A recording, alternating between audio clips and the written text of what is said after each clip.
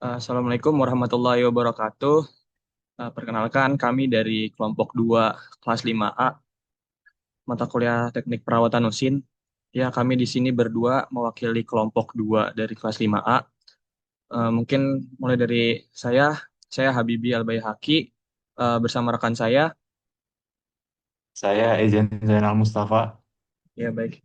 Jadi yang terhormat Pak Victor, izinkan kami mempresentasikan hasil kerja kelompok kami yaitu tentang analisis korektif dan reaktif maintenance pada single stage centrifugal pump. Ya, baik di sini ada anggota kelompok kami yaitu kelompok 2. Yang pertama ada Kang Edlin Farid, ada Kang Ezan Jainal Mustafa, ada Kang Farel, ada Hafiz Marti Adnan, ada Kang Benil, ada Kang Gavin dan ada Kang Habibi dan juga ada Kang Fauzan Muhammad Ramadan.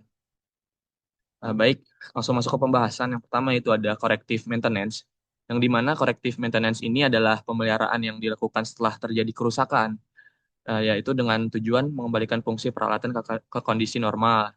Yang dimana karakteristik utamanya itu bisa dibaca yang pertama ada dilakukan setelah gejala atau kerusakannya muncul, kedua ada dapat berupa tindakan yang direncanakan maupun tidak direncanakan, dan yang sampai akhirnya itu eh, corrective maintenance ini punya kelemahan utama, yaitu downtime-nya panjang, risiko kerusakan bakal berulang, dan juga biaya jangka panjang bakal lebih tinggi, jadi tidak cocok untuk peralatan kritis.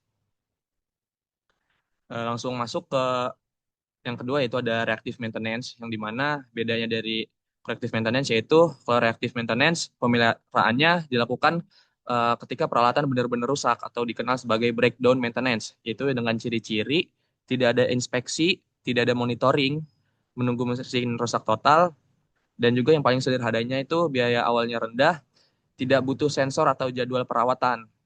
Dan yang dimana kelemahan dari reactive maintenance ini yaitu downtime tidak terduga, kerusakannya itu bisa meluas, biaya perbaikannya meningkat, dan juga sangat berisiko pada peralatan kritis.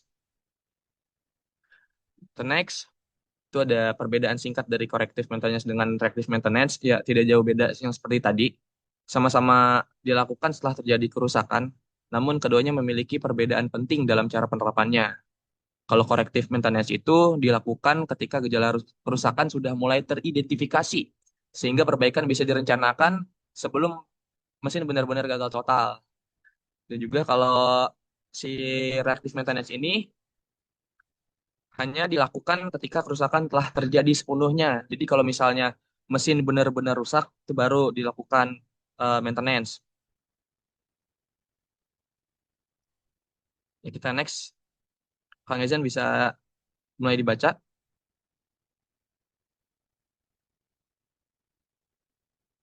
Jadi pada bagian slide ini terdapat studi kasus single stage centrifugal farm, di mana studi kasus ini eh, dalam jurnal membahas penurunan performa pada sebuah single stage centrifugal akibat kehausan wearing.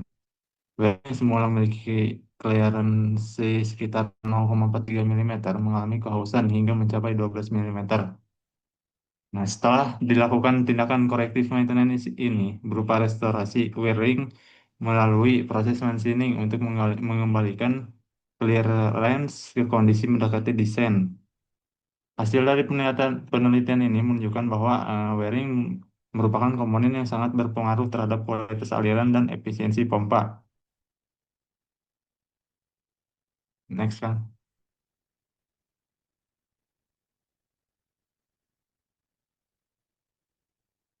Nah, pada bagian selanjutnya, di sini ada penjelasan dari single stage centrifugal pump, di mana merupakan pompa sentrifugal yang menggunakan satu impeller untuk menggerakkan fluida melalui gaya sentrifugal. Nah, dapat dilihat dari gambar di samping, di sini merupakan gambar dari single stage tersebut.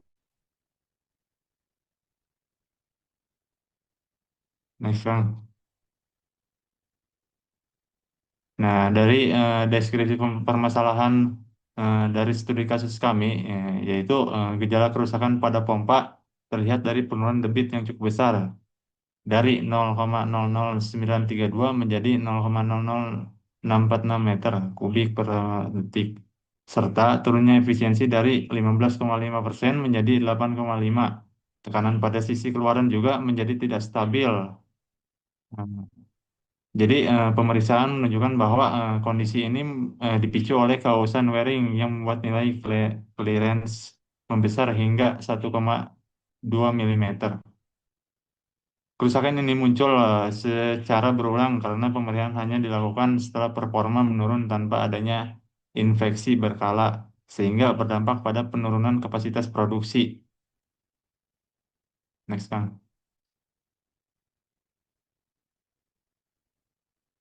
Nah, dari analisis penyebab masalah berdasarkan studi kasus kami, yaitu menunjukkan bahwa penurunan performa pompa berasal dari meningkatnya aliran balik akibat celah wearing yang membesar. Kondisi ini diperparah oleh sistem pemeliharaan yang bersifat reaktif sehingga kerusakan baru ditangani setelah performa pompa sudah menurun secara drastis. Dan ketidakstabilan tekanan. Dengan demikian, akar permasalahan utamanya adalah absennya sistem pemeliharaan preventif yang mampu mencegah wearing mencapai tingkat kausan kritis.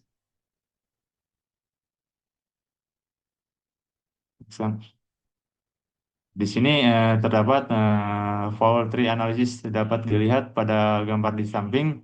Di sini merupakan fault tree analysis atau FTA.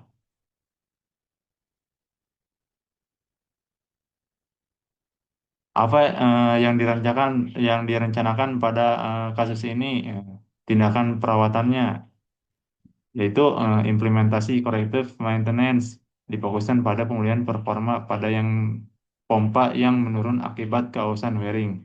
Nah, langkah pertama dimulai dengan pembongkaran pompa dan pengukuran clearance yang ditemukan sudah melebar hingga 1,2 mm. Setelah itu dilakukan proses restorasi wearing melalui machining untuk mengembalikan dimensinya. Pompa dirakit kembali dan diuji performanya. Hasil pengujian menunjukkan peningkatan signifikan, di mana debit naik dari 0,00646 menjadi 0,00932, sehingga proses corrective maintenance ini terbukti efektif dalam mengembalikan kinerja pompa yang terdegradasi oleh wearing yang aus.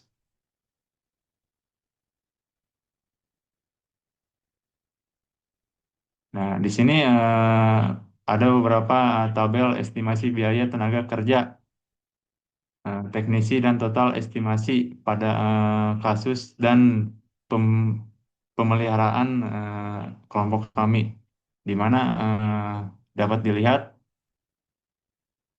dari tabel 1, yaitu estimasi biaya tenaga ke teknisi, dan tabel 2 total estimasi biaya corrective maintenance.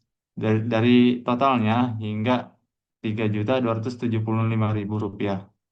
Sedangkan total estimasi tenaga kerja yaitu 675.000 rupiah.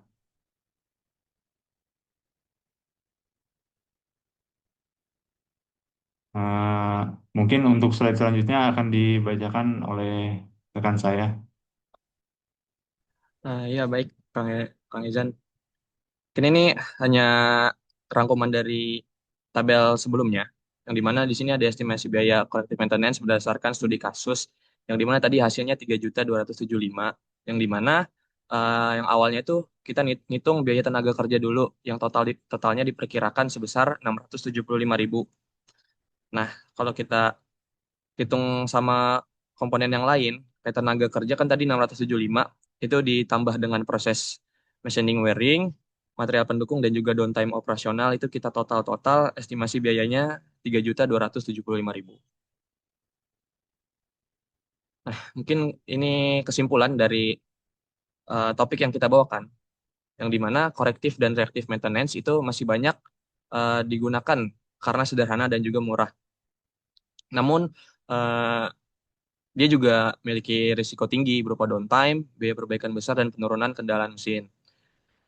Poin kedua itu ada pada single stage centrifugal pump, kausan wearing menyebabkan peningkatan clearance, memicu internal recirculation sehingga flow rate dan efisiensi pompa turun signifikan. Lalu analisis ini menunjukkan bahwa akar masalah adalah tidak adanya preventive maintenance, sehingga wiring dibiarkan aus hingga melewati batas toleransi dan juga hingga menimbulkan kerusakan berulang. Yang terakhir, corrective maintenance melalui restorasi wiring berhasil memulihkan performa pompa secara signifikan, namun untuk jangka panjang diperlukan preventif ataupun predictive maintenance agar kerusakan tidak terulang. Baik, mungkin cukup sekian dari kami. Dari saya, Habibi dan juga Kang Ezan, mewakili kelompok 2 kelas 5A Teknik Perawatan Mesin. Kami akhiri, mohon maaf apabila banyak kesalahan. Assalamualaikum warahmatullahi wabarakatuh.